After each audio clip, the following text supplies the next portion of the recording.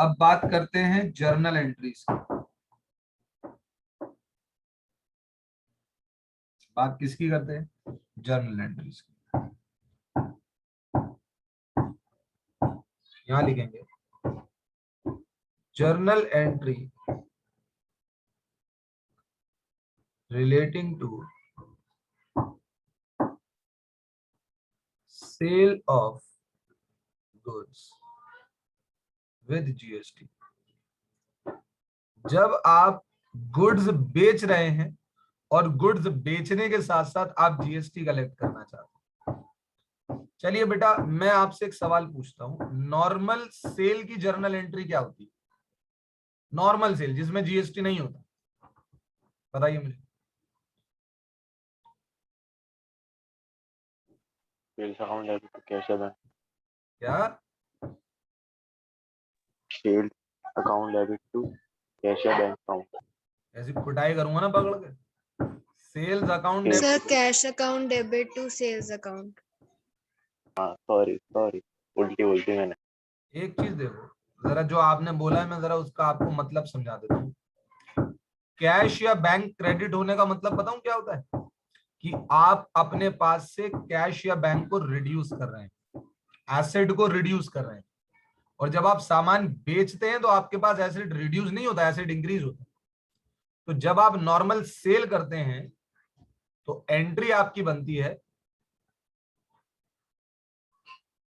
Cash account या bank account, जो भी पैसे आपको मिल रहे हैं, चाहे पैसा आपको बैंक की फॉर्म में मिले या कैश की फॉर्म में मिले, कैश या bank account debit to sales account, ये आपकी जर्नल एंट्री बनती है। हाँ जी बच्चे बताइए मुझे, हाँ या ना?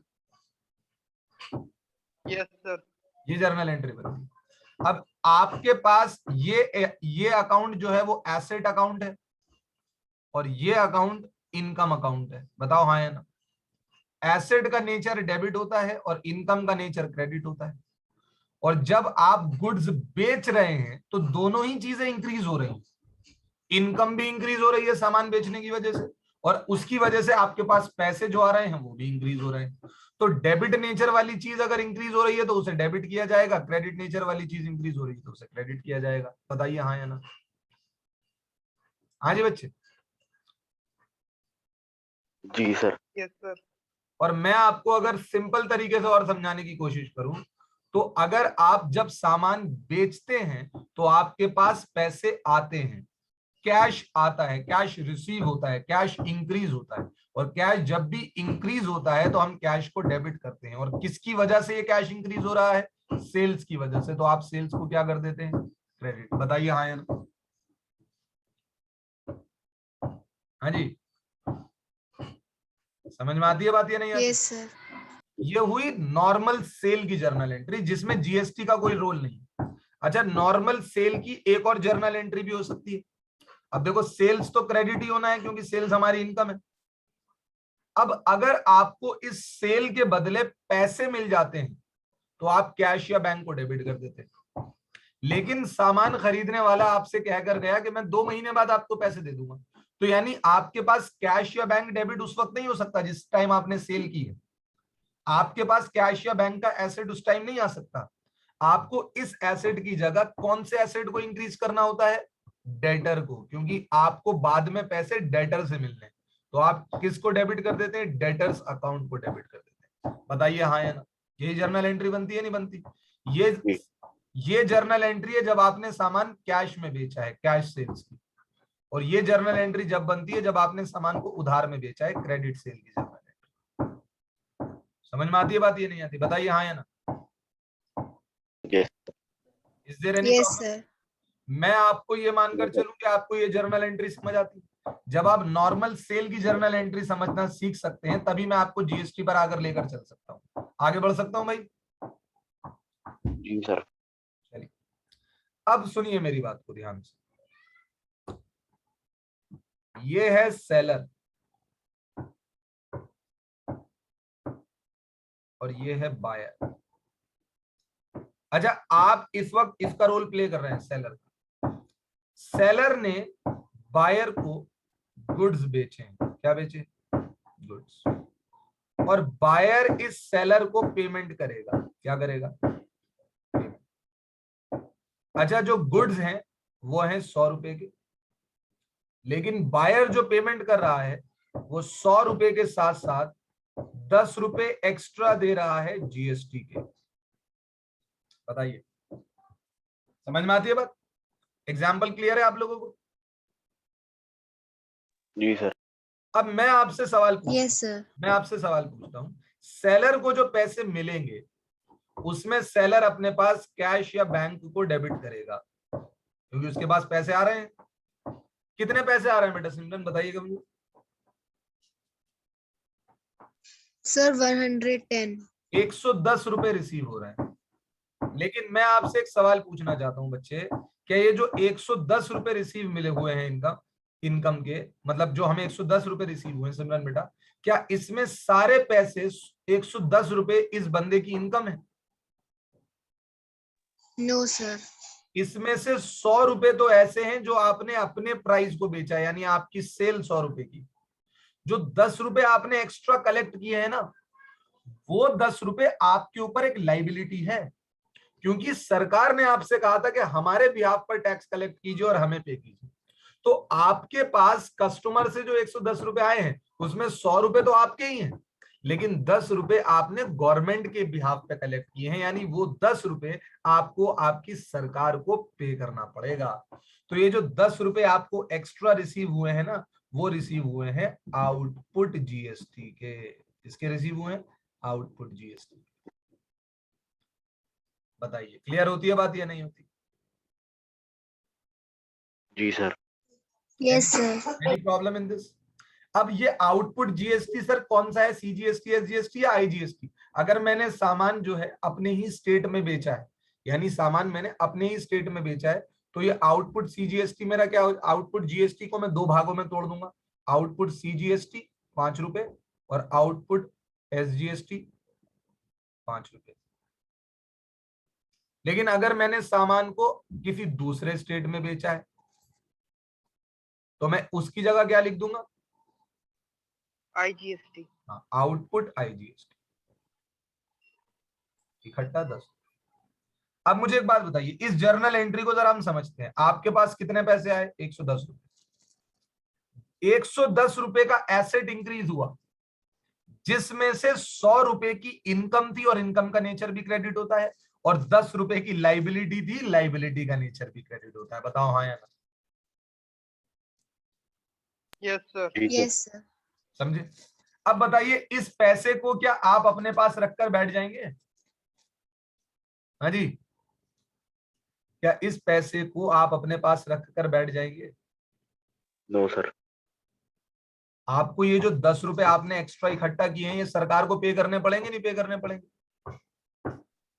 जी। Yes sir.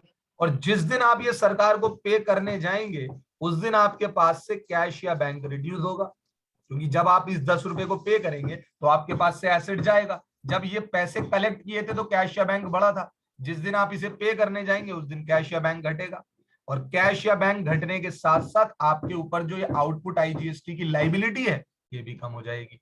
बताओ हाँ या ना? जब अब देखो, ये एक ऐसी Yes, sir. ट्रांजैक्शन है, ये एक ऐसी ट्रांजैक्शन है जहां पर लाइबिलिटी भी घट रही है और आपके पास का आपका एसेट भी घट रहा है। एसेट का नेचर क्या होता है? डेबिट। लाइबिलिटी का नेचर क्या होता है? क्रेडिट। आप एसेट घटा रहे हैं पैसे पे करके तो उसे क्रेडिट कर दिया, और जब आप लाइबिलिटी घटा रहे हैं तो क्रेडिट नेचर वाली चीज को घटाएंगे तो उसे डेबिट कर दिया। और मैं आपको सिंपल बताऊं, इतना सोचने की भी जरूरत भी नहीं है, आप मुझे खुद सोचकर बताइए। जब आपके पास पैसा आया तो आपने एंट्री डाली कैश अकाउंट 10 रुपए टू आउटपुट जीएसटी 10 रुपए। अब जब उसी 10 रुपए को वापस कर रहे हो तो जो आउटपुट आईजीएसटी क्रेडिट किया है उसी को डेबिट कर दोगे, और जो ये कैश में 10 रुपए एक्स्ट्रा डेबिट किया था उसे क्रेडिट कर दोगे। बताओ हाँ या ना? Yes, sir. सबको क्लियर है भाई?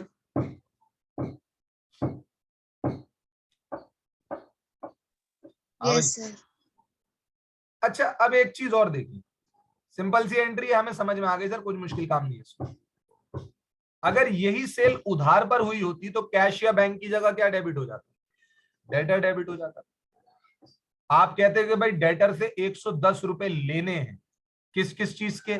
सेल के 100 रुपए लेने हैं और आउटपुट आई जीएसटी के 10 रुपए लेने हैं। बताओ हाँ या ना? Yes, sir. तो मेरे हिसाब से आपको journal entry relating to sale of goods clear हो गई। नोट करना है आप लोगों को या नोट कर लिया है आप लोगों ने? स्क्रीनशॉट ले। सबने कर लिया note? Yes, sir.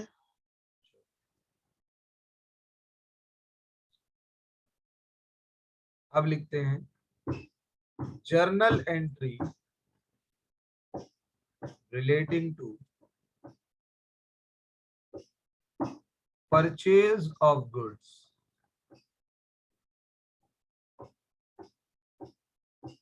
with GST. Journal entry relating to purchase of goods with GST. सबसे पहले हम नॉर्मल परचेज की जर्नल एंट्री समझते हैं। नॉर्मल परचेज की जर्नल एंट्री होती है purchases account debit to cash या बैंक अकाउंट। देखो एक सिंपल सी बात है, कैश या तो आप पेमेंट कैश से करोगे या पेमेंट बैंक के थ्रू करोगे, और ये दोनों ही आपके एसेट होते हैं और एसेट का नेचर डेबिट होता है। अगर आपका एसेट किसी भी ट्रांजैक्शन की वजह से रिड्यूस होता है तो आप डेबिट नेचर वाली चीज को जब रिड्यूस करते हैं तो आपको उसे क्रेडिट करना पड़ता है। तो जब आप सामान परचेज कर रहे हैं तो आपके पास से आपका कैश या बैंक जा रहा है, इन दोनों में से एक चीज जा रही है, आपका एसेट रिड्यूस हो रहा है तो आपको उसे क्रेडिट करना पड़ेगा। किसकी वजह से? परचेजेस की वजह से। समझ में आती है बात? ये तो परचेजेस को डेबिट कर दिया। और परचेजेस का नेचर समझना चाहते हैं तो परचेजेस एक तरह का एक्सपेंस है और एक्सपेंस हमेशा कैपिटल को घटाता है, तो जो चीज कैपिटल को घटाती है उसका नेचर डेबिट होता है। बताइए हाँ या ना? ये आप लोगों को क्लियर है भाई? जी। तो आप देख सकते हैं जो आपकी सेल की जर्नल एंट्री थी, आपने सेल की जर्नल एंट्री में परचेज अगर डेबिट हो रहा है तो सेल क्या होती थी? क्रेडिट होती थी। बताइए हाँ या ना? बस ये जस्ट उल्टा हो जाता है उसका। चलो, अगर हमें नॉर्मल परचेज की जर्नल एंट्री समझ में आती है तो मैं परचेज की जर्नल एंट्री को एक और तरीके से समझा दूं। भाई परचेजेस है, एक्सपेंस है, डेबिट होना है।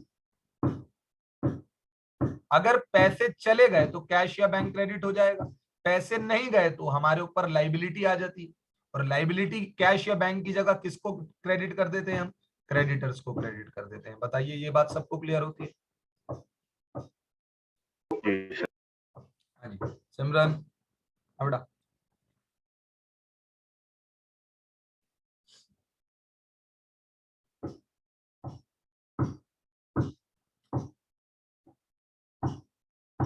हाँ भाई अभिमन्यु क्लियर है बेटा? Yes, sir. चल अब अभी वही पिछला क्वेश्चन उठाते हैं, वही पिछला क्वेश्चन उठाते हैं जिसकी बात हमने करी थी। एक बंदा है सेलर, दूसरा है बायर। सेलर ने इसको गुड्स बेचे और बायर उसके लिए पेमेंट करेगा। क्या करेगा? पेमेंट करेगा। तो अब आप ये हैं बायर हैं, पेमेंट करने वाले, तो जिसको पेमेंट करनी होती है उसकी जेब से पैसे जाते हैं, और जब पैसे जाते हैं तो कैश और बैंक क्रेडिट होता है। बताओ हाँ या ना? हाँ जी, कैश और बैंक क्या होता है? क्रेडिट होता है। क्लियर होती है बात?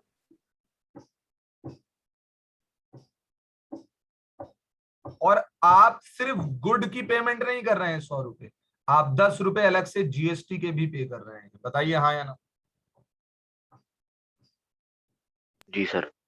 10 रुपए जीएसटी के भी पे कर रहे हैं। तो आपकी जेब से जो ये कैश और बैंक में यानी 110 रुपए जो क्रेडिट हुए हैं, उसमें गुड्स को परचेज करने के लिए आपने कितने पैसे दिए हैं? 100 रुपए। और बाकी का जो ये 10 रुपए एक्स्ट्रा दिए हैं वो किस चीज के दिए हैं? इनपुट जीएसटी के दिए हैं। किसके दिए हैं? इनपुट जीएसटी के।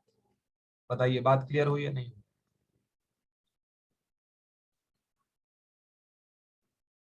हाँ जी फटाफट से बताइए बात क्लियर हुई या नहीं हुई? जी सर।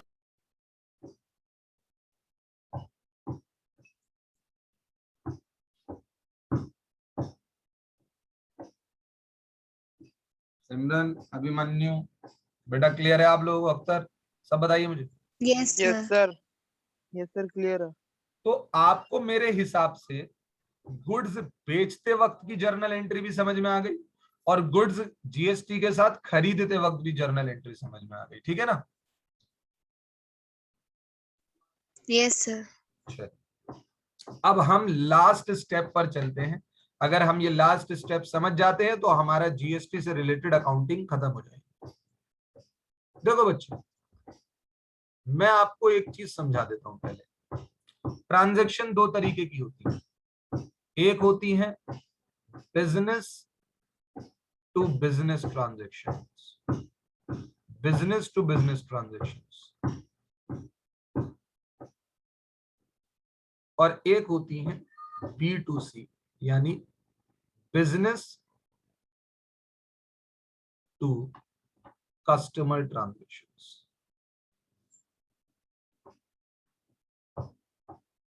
अब आप जरा एक चीज ऑब्जर्व देखिए, मान लेते हैं ये हमारा बिजनेस है,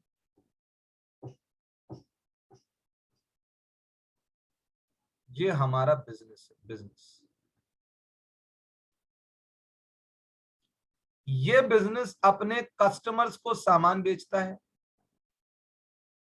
लेकिन बिजनेस को अगर कस्टमर्स को सामान बेचना है तो उसे पहले मटेरियल खरीदना पड़ेगा और फिर सेल करना पड़ेगा।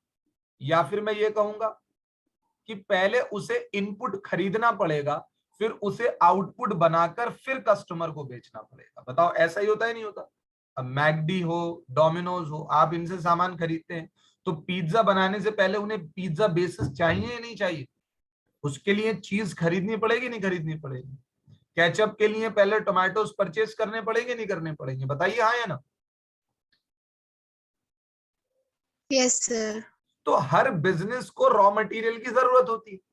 तो अब बिजनेस जिससे सामान खरीदता है वो खुद अपने आप में एक बिजनेस होता है। तो अब ये बिजनेस जब इस बिजनेस को सामान बेचता है और ये इससे खरीदता है तो ऐसी ट्रांजैक्शन कहलाती है बिजनेस टू बिजनेस ट्रांजैक्शन। और जब ये बिजनेस उस गुड्स को पूरा बनाकर डायरेक्टली कस्टमर को बेच देता है तो वो ट्रांजैक्शन कहलाती है बिजनेस टू कस्टमर ट्रांजैक्शन। बताइए समझे कि नहीं समझे? Yes, sir. जी सर। अब आप ये प्राणी हैं, ये हैं आप, आपका बिजनेस ये है। ये बंदा आपको 100 रुपए का रॉ मटेरियल, 100 रुपए का इनपुट, 10 रुपए का टैक्स यानी 10 रुपए का जीएसटी लगाकर बेच रहा है, यानी 110 रुपए। अब मैं आपसे एक सवाल पूछना चाहता हूं, बहुत सिंपल सा सवाल। जीएसटी का टैक्स का बर्डन किसके ऊपर आना चाहिए? जीएसटी की टैक्स का बर्डन किसके ऊपर आना चाहिए? जो गुड्स खरीद रहा है उसके ऊपर या जो गुड्स कंज्यूम कर रहा है उसके ऊपर? हाँ जी, जो खरीद जो कंज्यूम करता है बेसिकली, यानी जो खरीद के कंज्यूम भी करे। सिर्फ खरीदना ही मकसद नहीं है, खरीद के अगर आप कंज्यूम भी कर रहे हो तो टैक्स का बर्डन आपके ऊपर आएगा। और वो काम ये बंदा करता है सबसे लास्ट में। ये खरीद के आगे नहीं बेचता, खरीद के कंज्यूम कर लेता है। बताओ हाँ या ना? जी सर। समझ में आती है Yes, बात sir. ये नहीं आती? तो अब ये जो बिजनेसमैन है, ये बिजनेस इससे क्या कर रहा है? इससे कह रहा है कि भैया लाइए जीएसटी पे कीजिए 10 रुपए। ये कहता भाई तू मुझसे जीएसटी क्यों ले रहा है? मैं थोड़ी इसे खरीद के कंज्यूम करने वाला हूं, मैं तो इसे आगे बेचूंगा। तो मैं जीएसटी कलेक्ट करके सरकार को पे कर दूंगा, तू मुझसे टैक्स कलेक्ट मत कर, क्योंकि मैं कंज्यूम नहीं करने वाला। अब ये कहता है भाई देखो मुझसे तो गवर्नमेंट ने कहा है कि जिसको भी बेचो उससे जीएसटी ले लेना। अब मुझे नहीं पता तुम इसको कंज्यूम करोगे, इसको बेचोगे, क्या करोगे, कोई मसला नहीं। तो ये बिजनेसमैन गुस्से में, आप गुस्से में, आप सरकार के पास जाते हो, कहते हो भाई देखो मैं खरीद कर आगे बेचूंगा, मैं कोई कंज्यूम थोड़ी कर रहा हूं। समझ में आई बात? मैं कंज्यूम थोड़ी करने वाला हूं, मुझसे क्यों जीएसटी मांग रहे हो भाई? मैं जीएसटी पे नहीं कर रहा इसके ऊपर। समझ में आती है बात ये नहीं आती? तो सरकार कहती है मेरे बच्चे बात बता, जब तू खरीदेगा तो हमें क्या पता लगेगा तू आगे बेचेगा या नहीं? तू अगर खुद कंज्यूम करके बैठ जाएगा तो हमें तो पता ही नहीं लगेगा, हम तो जीएसटी कलेक्ट ही नहीं कर पाएंगे तुझसे। तू एक काम कर, तू अगर इसके ऊपर जीएसटी पे कर रहा है ना, कोई बात नहीं, उसे तू अपना खर्चा मत मान, उसकी तू जर्नल एंट्री डाल। तूने इस बंदे से सामान खरीदा कैश या बैंक, कितने रुपए दिए तूने? 110 रुपए दिए तूने। किस किस चीज के दिए? परचेजेस के दिए 100 रुपए। इनपुट जीएसटी पे किया तूने कितने का? 10 रुपए का। तू ये मानकर चल, ये जो 110 रुपए तूने पे किए ना, इसमें से 100 रुपए तेरा खर्चा है, 10 रुपए तेरा एसेट है, टेंशन ना ले। ये 10 रुपए हम तुझे वापस करेंगे, फिक्र ना कर, तू इसे कंज्यूम नहीं करेगा ना, तू टेंशन ना ले। तू इस बंदे को 110 रुपए पे कर, ये बंदा हमें 10 रुपए दे देगा, गवर्नमेंट के पास 10 रुपए चले गए भाई, क्योंकि इस बंदे ने इसे सामान बेचा और इसने 10 रुपए गवर्नमेंट को दे दिए। गवर्नमेंट कहती है तू टेंशन ना ले, तू टेंशन ना ले, बिल्कुल तू इसे 10 रुपए दे, हम ये 10 रुपए तुझे वापस करेंगे, तू इसे अपना एसेट बना कर। मैंने कहा ठीक, अब तू आगे सेल कर। अब ये बंदा आगे सेल करता है, सेल करते हुए बताऊं क्या करता है, इसके पास पैसे आएंगे कैश या बैंक डेबिट, मान लेते हैं ये इसे आगे 200 रुपए में बेचता है, तो 200 रुपए पे टैक्स लगाकर सामान बनता है 220 का, तो ये कहता है मैं अब इस पार्टी से कितने कलेक्ट करूंगा? 220 रुपए। तो कितने कैश या बैंक आएगा? 220। ठीक है जी, 220 रुपए का। अब ये 220 में से सेल्स 200 रुपए की है और आउटपुट जीएसटी 20 रुपए का है। बताओ मुझे, समझ में आती है बात आप लोगों को मेरी? हाँ जी बच्चे,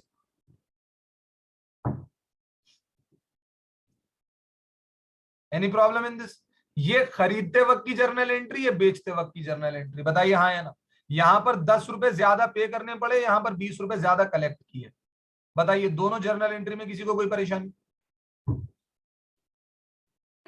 नो सर। अब सरकार इस बंदे के पास आती है, कहती है लाओ जी, ये जो 20 रुपए तुमने कलेक्ट किए हैं ना, ये जो 20 रुपए तुम्हारे पास फालतू आए हैं ना, cash account debit to output GST का जो 20 रुपए की जो एक्स्ट्रा अमाउंट आई है, ये हमें पे करो। ये बंदा कहता है ठीक है लो अभी करता हूं पे, आउटपुट जीएसटी डेबिट 20 रुपए, लाइबिलिटी कम कर दीजिए अपनी। अब वैसे तो नॉर्मली टू कैश या बैंक करना चाहिए 20 रुपए से, लेकिन वो बंदा कहता है रुको जरा सब्र करो। वो कहता है भैया देखो बात सुन, मैं इस 20 रुपए में से सिर्फ 10 रुपए पे करूंगा, क्योंकि 10 रुपए मेरी तरफ से तुम्हें ऑलरेडी चले गए और तुमने मुझसे वादा किया था कि ये 10 रुपए आप मुझे पे कर दो। तो ये जो 20 रुपए मैंने एक्स्ट्रा कलेक्ट किए हैं ना, इसमें से 10 रुपए तो मैं सबसे पहले क्या करूंगा, अपने इनपुट जीएसटी के काटूंगा, जो तुमने मुझसे पहले ले लिया। लाइबिलिटी, हाँ जी 20 रुपए की लाइबिलिटी थी, कितने से कम हो गई? 10 रुपए से कम हो गई। किसकी वजह से? इनपुट जीएसटी की वजह से। बाकी का मैं तुम्हें पे कर देता हूं। बताइए मुझे हाँ या ना, समझ में आता है नहीं आता? Yes sir. यानी जो आपने कस्टमर से कलेक्ट किया, उसमें से उस अमाउंट को माइनस कर लिया जो आपने परचेज के वक्त पे किया था, बाकी का जितना भी एक्स्ट्रा था सरकार को दे दिया। अब सरकार को किसी चीज का नुकसान नहीं हुआ, सरकार के पास 20 रुपए ही टैक्स पहुंचा है, 10 रुपए पहले पहुंच गया था, 10 रुपए बाद में पहुंच गया। बताओ हाँ या ना?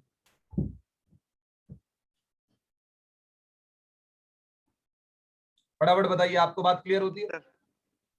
यस जी सर। आप समझ आ गए जीएसटी से रिलेटेड जर्नल एंट्रीज? जी सर। अब तो कर लोगे चैप्टर? जी। हम निकले Yes, यहाँ से। sir. Thank you so much. अगर कोई दिक्कत आए पूछ लेना।